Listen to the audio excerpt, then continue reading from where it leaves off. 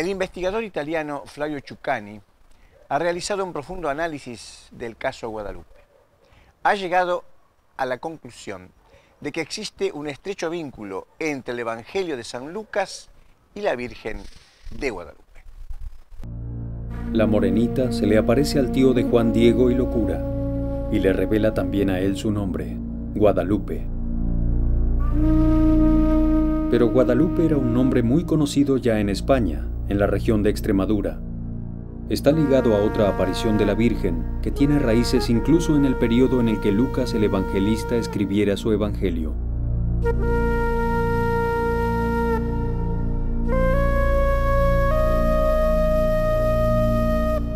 Sin haber conocido personalmente a Jesús, San Lucas interrogaba a quien había tenido la oportunidad de escucharlo o encontrarlo, recogiendo testimonios.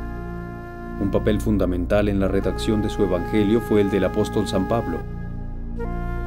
El evangelista lo acompañaba en sus largos viajes desde Palestina hasta Grecia, haciéndole numerosas preguntas sobre Cristo. Estuvo presente durante las prédicas que el apóstol hacía a la gente.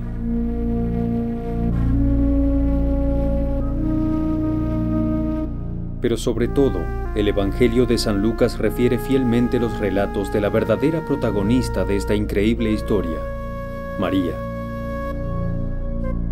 En sus largos coloquios, ella le confía muchos detalles de la vida de su amado hijo, de su infancia, de las primeras prédicas. San Lucas anota todo minuciosamente, escuchándola con devoción. Por ello, su obra es llamada también el Evangelio de María. Además de ser evangelista, se cuenta que San Lucas era también médico y artista. La Virgen fue objeto de muchas pinturas y esculturas atribuidas a él. De una de ellas parte la increíble historia que nos pone en relación con la Virgen de Guadalupe en México. Se trata de una estatuilla que representa a la Virgen con el niño, que fue puesta junto al cuerpo de San Lucas cuando murió en Tebas.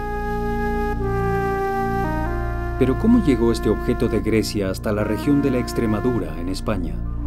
Se cree que la estatuilla había sido llevada de Tebas a Constantinopla, junto al féretro de San Lucas por voluntad de Constanzo, emperador de Oriente, en el 357 después de Cristo.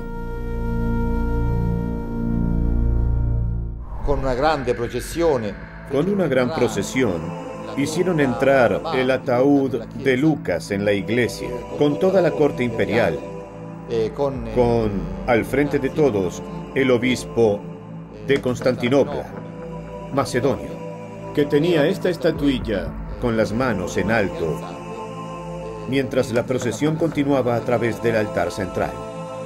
Luego se supo que la estatuilla fue regalada por el emperador de Oriente Mauricio al futuro Papa Gregorio Magno, en la época en que este último se encontraba en su corte como embajador del pontífice. Cuando Gregorio volvió a Roma tenía dos imágenes de la Virgen. Una era en forma pictórica, la otra era la estatuilla de madera que trajo consigo a su aposento en Celio. En el año 590 después de Cristo, Gregorio fue elegido papa, pero la estatuilla de San Lucas no permaneció por mucho tiempo en Roma. Gregorio decide regalarla a un gran amigo suyo, un hombre de mucha espiritualidad y de mucho ingenio, que era Leandro, el obispo de Sevilla.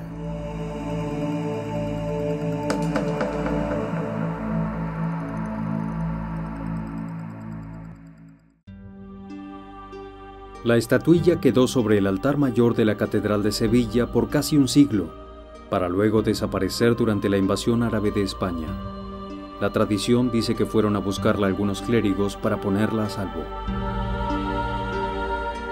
La metieron en una bolsa y huyeron a Occidente. Recorrieron el viejo camino romano, la calle de los Lusitanos, que atravesaba todo Portugal de norte a sur. Se detuvieron en Mérida por cierto tiempo, y luego continuaron huyendo de los invasores. Llegaron a Cáceres, en el corazón de Extremadura. Retomaron por un riachuelo, llegaron al límite del bosque y se detuvieron. Allí decidieron que ese era el lugar justo para esconder la estatuilla. Hicieron un pozo.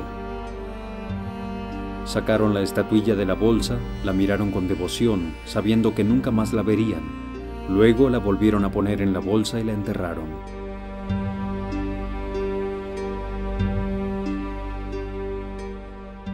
De esta estatuilla, lógicamente, no se seppe più nulla. De esta estatuilla, lógicamente, no se supo nada más.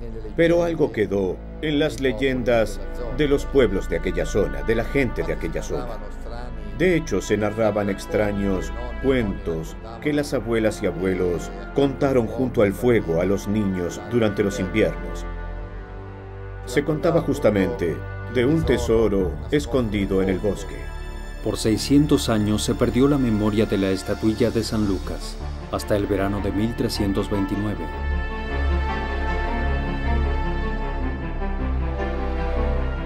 La tradición cuenta que en aquel año Gil Cordero, un pastor de Cáceres, se introdujo en el bosque para buscar una vaca extraviada de su manada.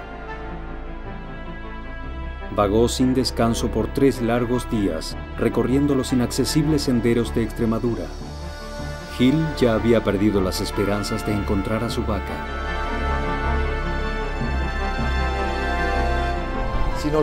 Se encaminó a lo largo de este riachuelo que justamente se llamaba Guadalupe, porque los árabes lo habían llamado Guadalupe. En un pequeño claro finalmente ve a su vaca, tirada en la tierra, muerta. Se acerca a la vaca, aunque sea para quitarle la piel y utilizar el cuero. Pero cuando se acerca a la vaca, se alza en pie viva y sana. Justo en ese momento, en una luz fulgurante, se le aparece la Virgen Santísima. María le pide al hombre que traiga a los frailes del pueblo, quienes tendrían que excavar donde estaba el animal, revelando que encontrarían una estatuilla suya hecha en madera para ser venerada. Gil, trastornado, corre hacia el pueblo y a la mañana siguiente, al llegar a casa, le cuenta a su mujer lo que pasó. La mujer, más tranquila por el regreso de su marido, le informa que su hijo, que estaba gravemente enfermo, se había curado en ese momento. Gil va con algunos amigos a anunciar el increíble hecho a los clérigos del pueblo.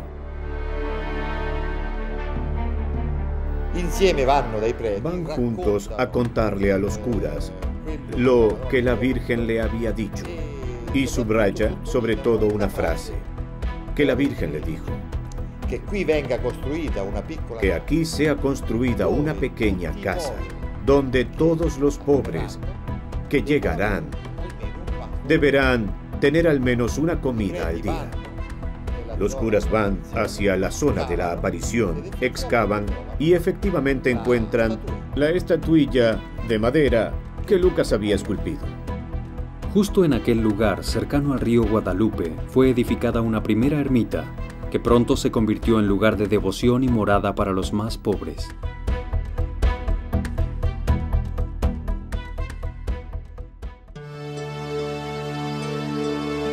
Sucesivamente, los reyes de España, Isabel y Fernando, tomaron por costumbre ir a visitar el santuario. Hasta se construyeron una casa, una residencia suya. Y desde aquel lugar firmaron muchos decretos y muchas leyes. Uno de esos decretos fue precisamente si financiar o no la aventura de Cristóbal Colón. Existen muchas pruebas acerca de una particular devoción de Cristóbal Colón por la Virgen de Guadalupe, en Extremadura. En su diario de a bordo quedó registrado un episodio importante. Al regreso del descubrimiento de América, la carabela de Cristóbal Colón cayó en una terrible tempestad. En ese momento terrible de miedo, Colón reunió a la tripulación e hizo una promesa. Si la Virgen los salvaba de esta terrible tempestad, alguno de ellos debería ir en peregrinación a algún santuario de Europa. Colón mantuvo su promesa. Fue al santuario de la Virgen de Guadalupe en Extremadura. También Cortés provenía de la región de Extremadura, así como muchos misioneros enviados al Nuevo Mundo. Esto lleva a pensar que han sido los mismos españoles quienes dieron el nombre de Guadalupe a la Virgen mexicana. Pero existe la prueba de que los españoles y aún los misioneros franciscanos no querían que la Virgen aparecida en México se llamara Guadalupe. Por otra parte, en aquel tiempo, los dos pueblos estaban todavía muy lejos de conocerse y comprenderse. Luego, el edicto de Carlos V, el ministro de los franciscanos en España, Francisco de los Ángeles, les envió a los indios un grupo de misioneros llamados los 12 Apóstoles de México, pero ellos no lograron convertir a aquel pueblo. Los primeros años de la evangelización fueron años muy difíciles. Los 12 apóstoles mexicanos no llegaban a comprender el significado alegórico de esas estatuas, que a ellos les parecían monstruosas, diabólicas. Y los mismos indios, sobre todo los sacerdotes, no llegaban a comprender por qué aquellos hombres tan santos, que llevaban un mensaje de paz, que llevaban un mensaje de hermandad, fueran tan distintos de sus hermanos blancos, españoles, que en cambio los torturaban, los privaban de la libertad, los mataban. Evidentemente una evangelización así era imposible. Imposible, era titánica. Imagínense ustedes, antes de 1531 habían alrededor de unos 35 misioneros franciscanos, poquísimos dominicos, algunos cuantos diocesanos, para una labor titánica ante una multitud de indígenas, cerca de 23 millones de habitantes. Resulta que los mismos españoles entre sí se mataban, se robaban, cometían las más grandes y graves injusticias entre ellos. El mismo Zumárraga fue víctima de un atentado por parte de la terrible Primera Audiencia, el gobierno español de México, y escribió al rey Carlos V contándole la trágica realidad de la colonia.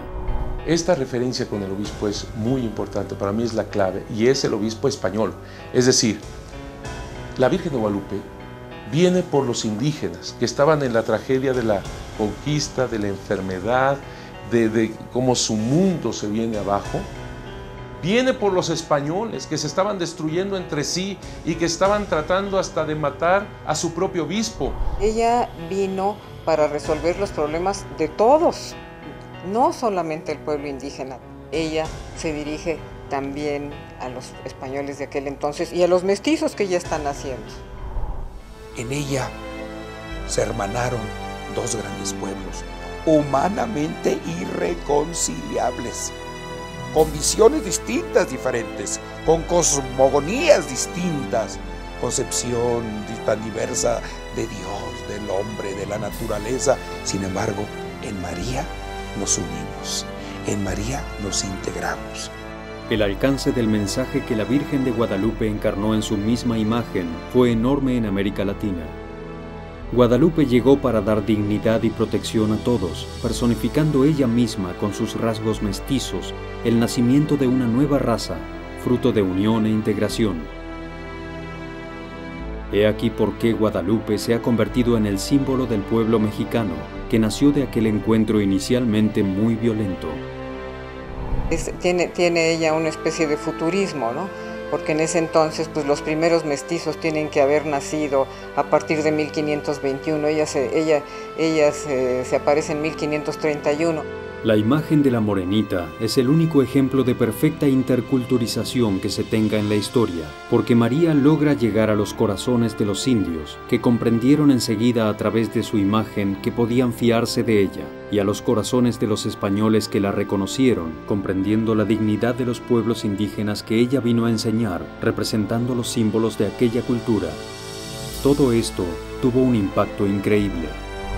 Nos cuenta los anales, historia, que después de las apariciones fueron millones los que se hicieron bautizar. No miles, millones. La aparición de la Santísima Virgen ayudó importantísimamente en el proyecto evangelizador, que era un proyecto que se enfrentaba a dificultades extremas. Salta a la vista que en condiciones tan demandantes, un factor externo inexplicable fue el que coadyuvó a esa gran conversión que se llevó a cabo aquí en el centro de México. Ese factor externo, naturalmente, pues fue la Santísima Virgen, eso pensamos nosotros.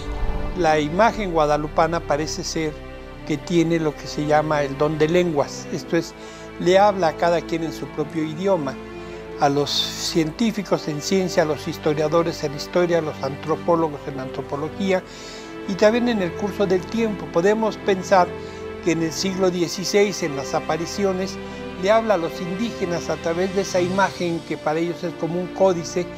Para ellos la imagen era la forma de comunicarse, y leen en la imagen toda una serie de mensajes, el mensaje de amor.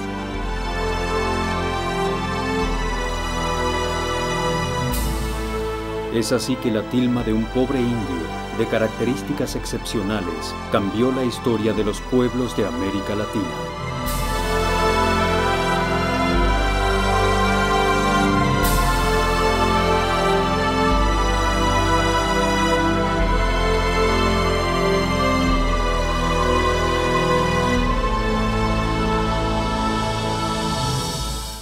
No hay palabras para establecer la magnitud que alcanzó este episodio que tuvo como escenario México y tuvo como protagonista al indígena Juan Diego hace ya 500 años. Indudablemente, este episodio, los estudios que se realizaron, han despertado y continúan despertando conciencias. Hasta la semana que viene y gracias por estar con nosotros en Enigmas.